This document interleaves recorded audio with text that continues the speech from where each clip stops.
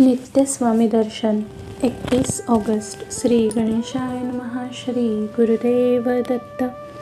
खूप वेळेला काय होते की आपलीच आपल्याला ओळख पटत नाही. आपण कोण आहोत, आपले कर्तव्य काय आहेत, या विश्वात वावरताना विश्वसंवेदनेशी माझा नेमका सहभाग काय आहे, ह्या प्राप्त झालेल्या नरदेहाचे मी सार्थक नेमके कसे करायचे, स्वामी समर्थांचे चिंतन आणि स्मरण कसे करायचे हेच लक्षात येत नाही.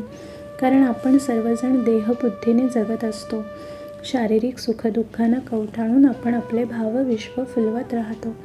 स्वामींच्या कृपेने हा सुंदर नरदेह प्राप्त झालेला आहे, ही घटनाच खरे तर आपण विसरून जातो. म्हणून स्वामी स्मरणांच्या सुखाच्या वाटा आपण आपल्या आयुष्यात हरवून बसतो. स्वामींच्या साक्षीने त्यांच्याच नामस्मरणात आयुष्य संपन्न करायला हवे, ह्याचे भान ज्या क्षणी येईल तो अत्यंत भाग्याचा दिवस समजावा.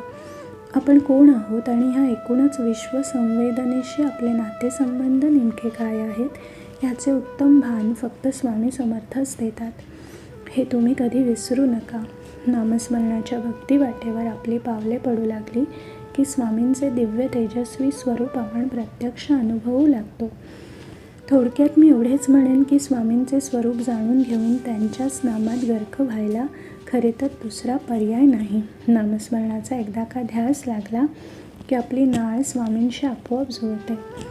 स्वामींचा अंश माझ्यात नांदतो आहे हे भान एकदा का आले की स्वतःशी स्वतःला ओळख होते आणि हा मानवी देह स्वामी कृपेने लाभला आहे ह्याचे भान प्राप्त होते.